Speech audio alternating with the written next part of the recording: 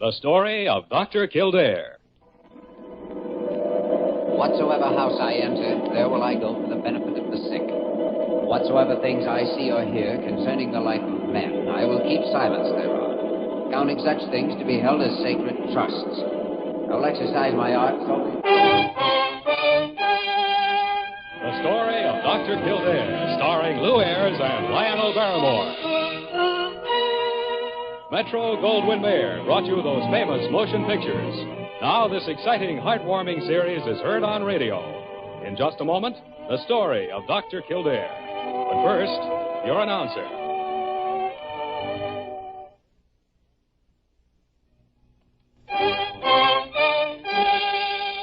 Now, the story of Dr. Kildare, starring Ayres as Dr. Kildare and Lionel Barrymore as Dr. Gillespie.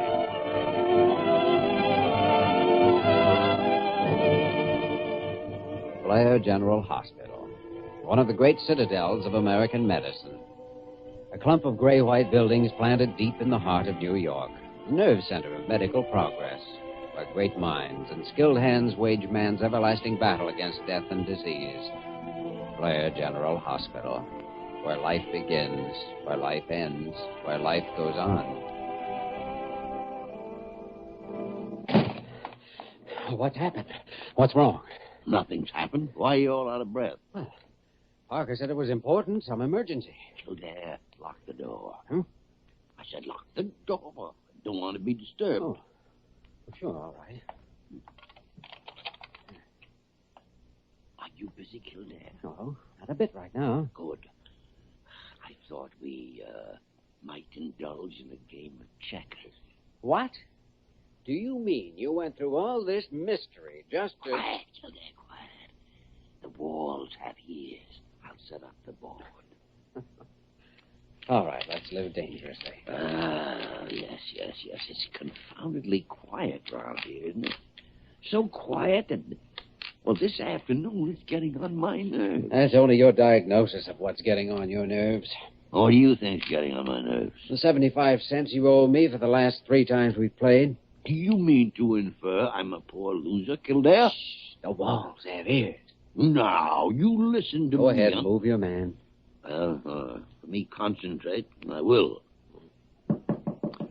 I'm in conference. I can't be disturbed. Well, all right, Dr. Gillespie. Dr. Carew's on his way down with some people, and I thought you might like to put away that checkerboard before they got here. Splat. Zounds, mate, we've been discovered. I'll put the board away in the bottom drawer here. I'll unlock the door. Now, how did you know we were playing checkers, Parker? Why else would you lock the door? Right in here, Mr. and Mrs. Van Court. Our doctors are very busy, but I'm sure they'll be very glad to spare you a moment. Mrs. Van Court, may I present Dr. Gillespie? How do you do, Dr. Gillespie? How do you do? And Dr. Kildare. Dr. Kildare. Very happy to meet you, Mrs. Van Court. And Mr. Van Court, Dr. Gillespie and Dr. Kildare. How do you do, Doctor? I suppose you and Dr. Kildare are struggling with some knotty problem, Dr. Gillespie? We are indeed, Dr. Carew. That's our staff, always busy. Just what is your problem, Mr. Van Court? It's our son. He's disappeared. He's been gone for 2 days and 2 nights. There, Mrs. Van Court. Never you mind. Dr. Gillespie and Dr. Kildare will find him for you. We'll find him?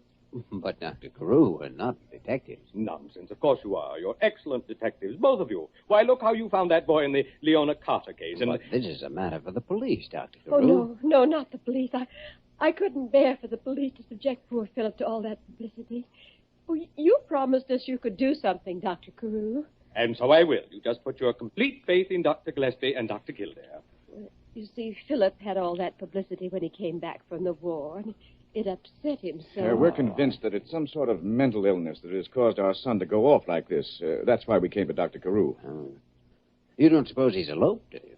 Oh, Philip wouldn't do a thing like that without talking to his father and mother first. Well, whether he would or not, who would he elope with? The only girl that he's gone out with has been Irene, and I'm sure that he isn't interested in her in that way. Why are you sure? Irene was engaged to Phil's best friend, and the boy was killed in the war. Oh, no. Phil's had no particular interest in girls. The only thing I have known him to show any interest in is airplanes. Planes? What did Philip do in the war? He piloted a P-51. Oh, yes. Was he wounded? No, but he had a pretty bad case of war nerves for a while when he first got back. Mrs. Van Court, when did your son leave the house? 2 nights ago. He said he had a date. Did he say with whom? No, he didn't. Oh. Well, I don't know if we can help you, but we'll certainly be happy to try. Would you write down the name and the phone number of the girl you spoke of? Oh, yes, of course. By the way, have you a picture of your son? Yes, I have one in my wallet. May I borrow it? I'll take good care of it. Of course. Now, don't you worry about this another moment. Just leave everything in the hands of Dr. Gillespie and Dr. Kildare. Here's her name and address. Thank you both for your courtesy. I'm sure you know that anything you can do will be deeply appreciated by both of us. And if you are able to help my son, I'll certainly show this hospital my appreciation in a very tangible form, Dr. Carew. Well, there. Not another word about that right now. Come, I'll walk to the door. Now, what do we do? Well, I guess we go and see, let me see that piece of paper. Oh, Irene Howard.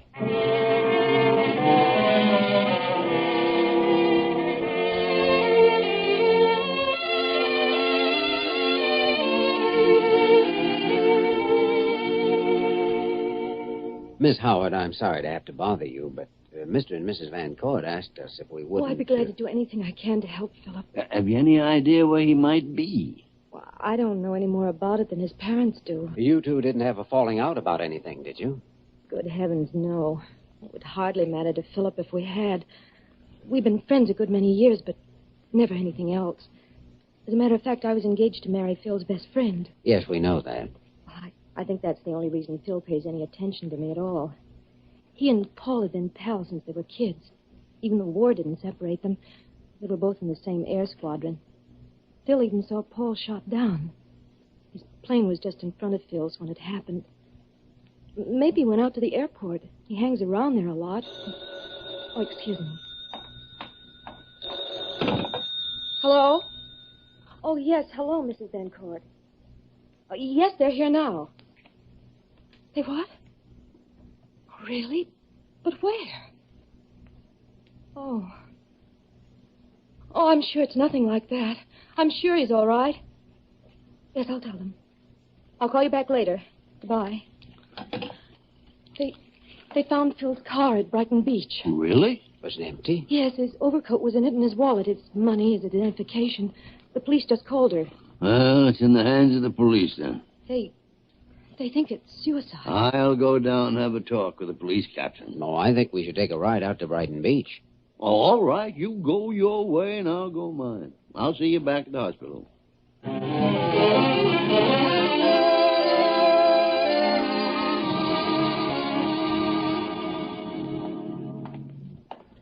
Well, Dr. Kildare, what brings you out to Brighton Beach this time of night? Hello, Mike. I'm just looking for a young man, a patient of mine. I just came out here on a hunch. Hasn't turned out to be a very good one. What's he look like? Believe it or not, I don't know. Never met him. His parents asked me to help him. The boy's evidently suffering from war nerves or something. I have a picture of him here. Let me flash my light on it.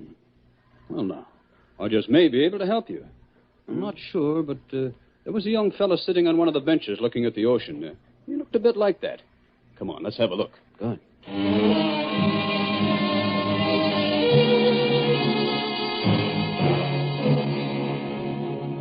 Yes, he's still there. Let's have a closer look, shall we? Yeah. A little too dark to tell from here. I don't know. I better speak to him.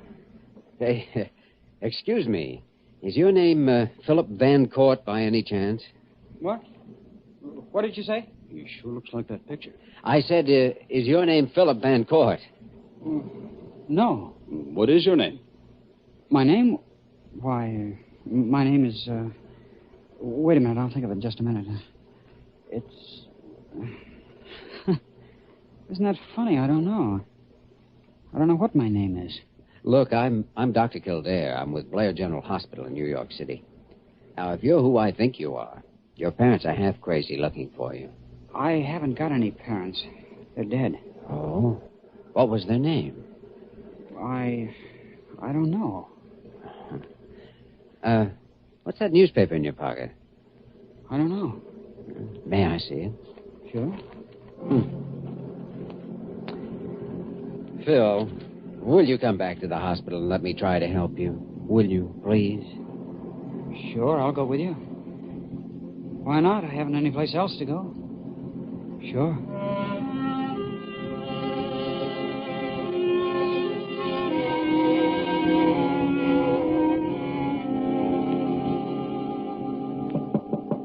Come in.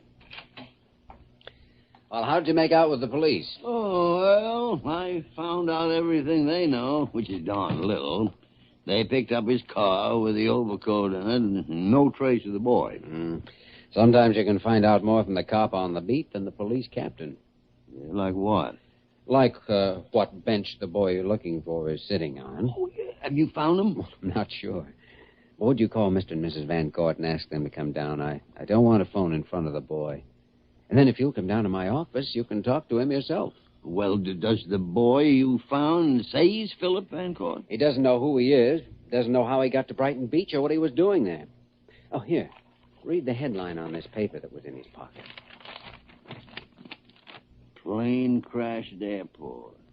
Well, this doesn't mean you found Philip Van Court. No, well, maybe not. But I do know I found myself a patient.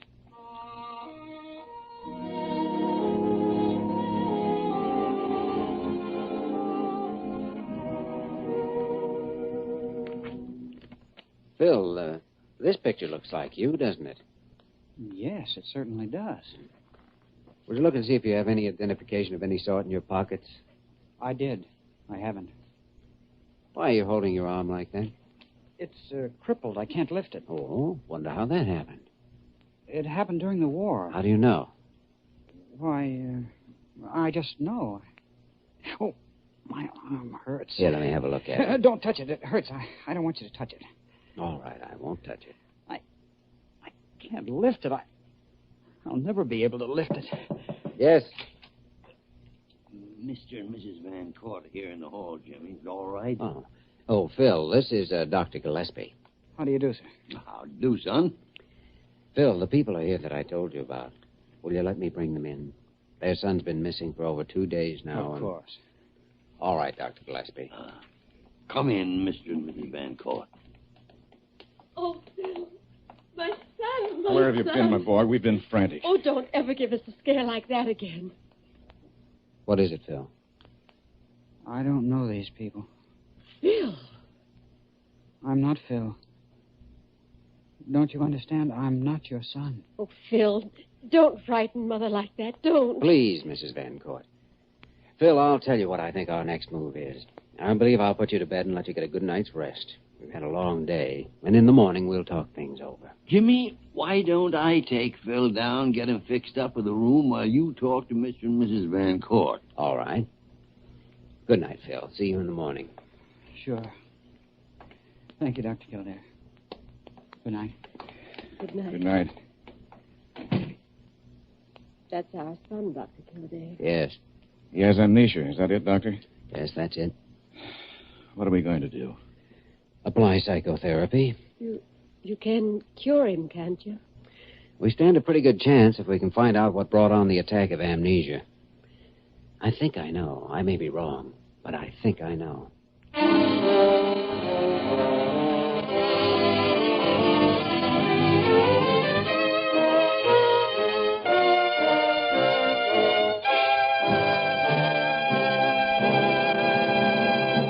We will return to the story of Dr. Kildare in just a moment.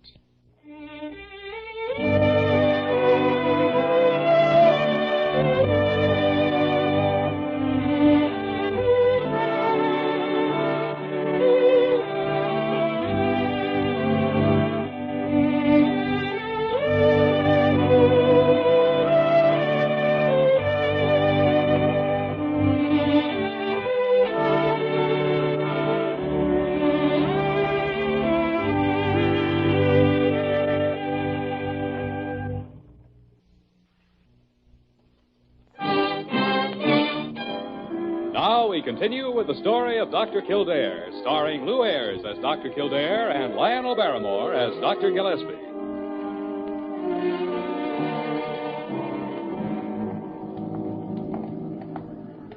How'd you like the movie? Well, it was all right. Why you insisted on dragging me to a movie at this time of night? Just thought a little relaxation wouldn't hurt. What do you think caused it? Caused what?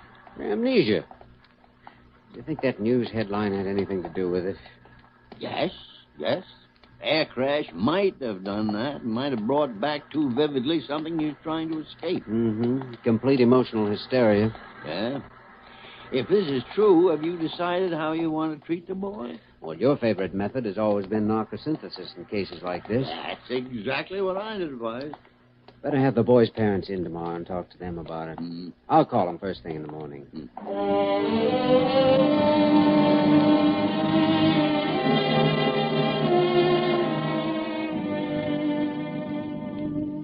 Dr. Kildare, Dr. Gillespie, we brought Irene with us because she almost seems like one of the family to us, and she's been so distressed about Phil. Irene, would you permit an old man to ask you a most personal question? Of course. Are you in love with Phil? Yes. I have been for a long time. Huh? I was just a little late realizing it. You see, I'd written to Paul and broken my engagement to him about 2 weeks before he was killed. Oh, does Phil know that? I don't know. He's never mentioned it. I see. Well, Mr. and Mrs. Van Court, I wanted to explain our method of treatment in cases like this. You see, along with the attack of amnesia, Phil has a partial paralysis of his arm. Now, there's absolutely nothing organically wrong with the arm. So Dr. Gillespie and I believe the amnesia and the paralysis are related. We'd like to use what we call the narcosynthesis method. That's been used quite a lot since the war, hasn't it? Yes, it has. What is it? It's a little technical, but I'll try to simplify it. We dull the pain sense of the ego so that repressed things may come to the patient's mind and be confessed. Once they've been expressed, then they no longer constitute a threat to the ego, and the energy which they formerly used up can be transferred to more useful functions. How will you go about this with Phil? Well, first we'll darken his room, and then I'll talk to him for a while and explain to him just how we're going to try to help him. And when he's sufficiently relaxed and ready, we'll inject sodium pentothal into a vein. Then I'll ask him to count backwards from 100. And when he becomes confused and is unable to count correctly, we'll be ready to begin the treatment.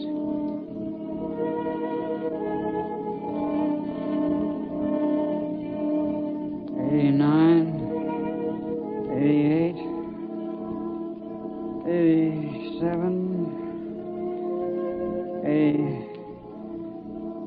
85, no. 83, 83. Philip, you can still hear me, can't you?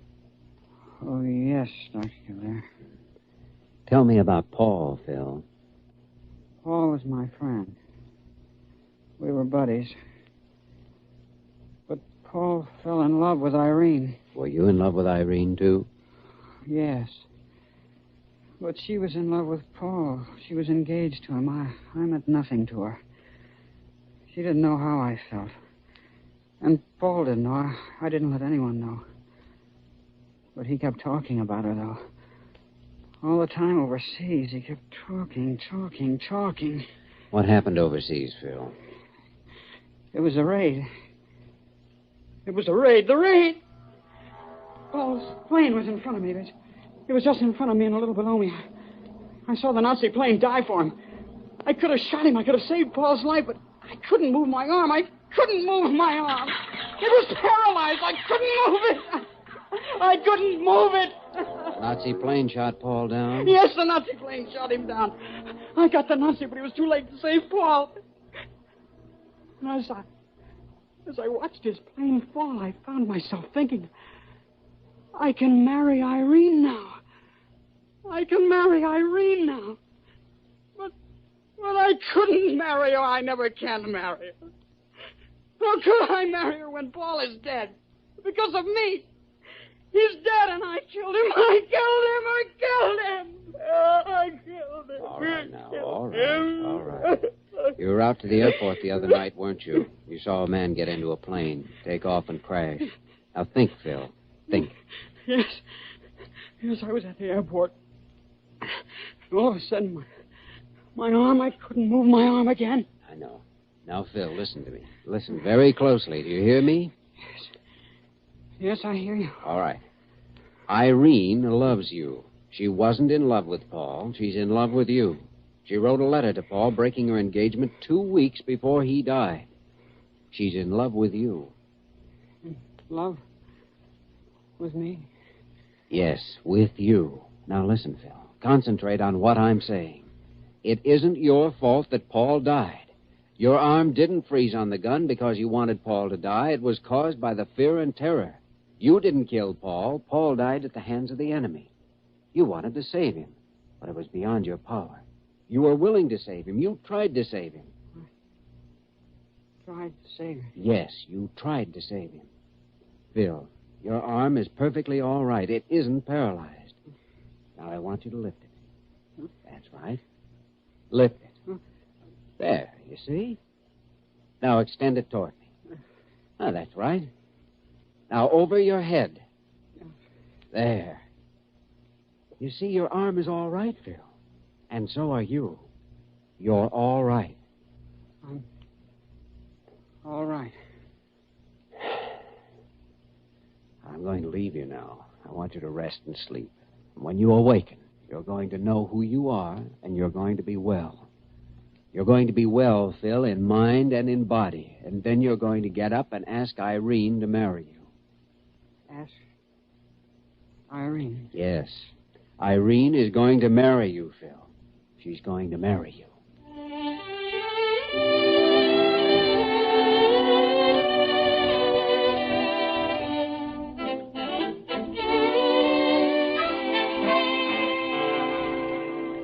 Well, Phil, goodbye and lots of luck to you and Irene. Thank you, Dr. Kildare. I still can't believe that she actually said yes. You ought to believe it. My goodness, I practically proposed to you. We run a matrimonial bureau here as well as the hospital, too. Well, isn't it nice to see everyone so happy? Hello, Dr. Carew. Phil is leaving the hospital today. I know. Well, I told you just to leave everything to Dr. Gillespie and Dr. Kildare. Will I have any recurrence of the amnesia? No, Phil, no. The cause for the amnesia has been removed. You have nothing further to worry about. Well, I know one thing. I certainly feel like a new man. Dr. Carew, I have a check here made out to the hospital.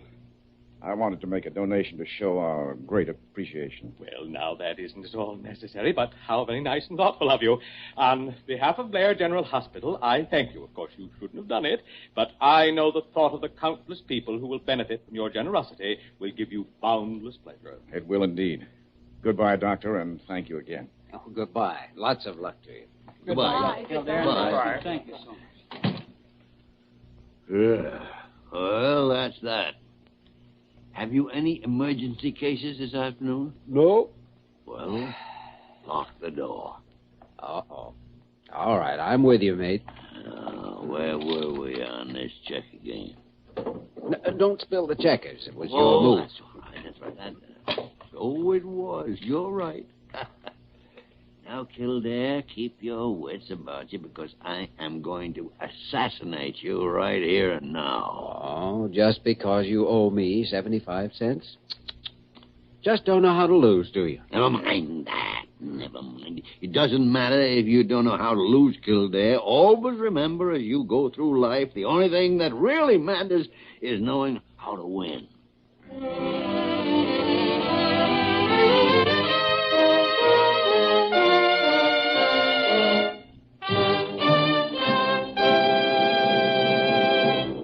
We return to the story of Dr. Kildare in just a moment.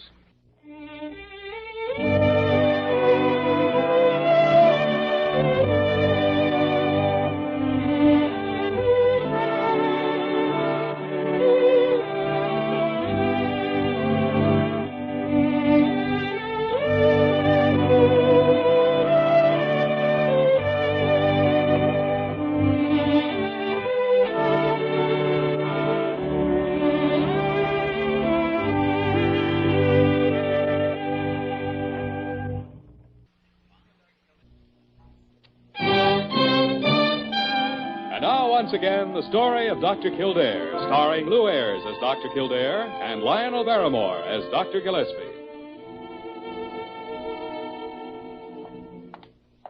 Well, I must say I am pleased. Very pleased indeed. Mr. Vencourt made a very generous donation. You're fine doctors, both of you. I'm proud of you. Oh, thank you, Dr. Carew.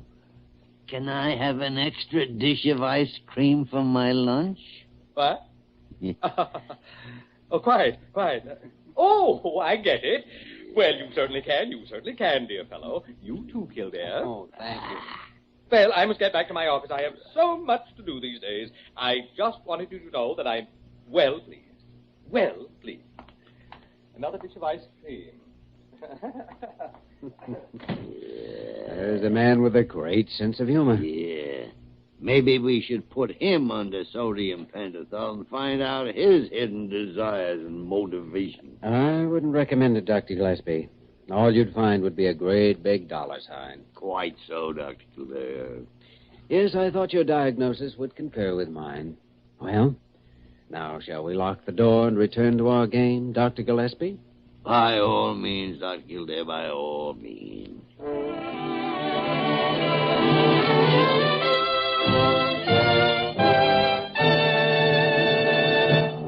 You have just heard the story of Dr. Kildare, starring Lou Ayres and Lionel Barrymore. This program was written by Gene Holloway and directed by William P. Russo. Original music was composed and conducted by Walter Schumann. Supporting cast included Virginia Gregg, Ted Osborne, Sam Edwards, Ted Von Elst, Gene Bates, Sarah Selby, and Dick Simmons.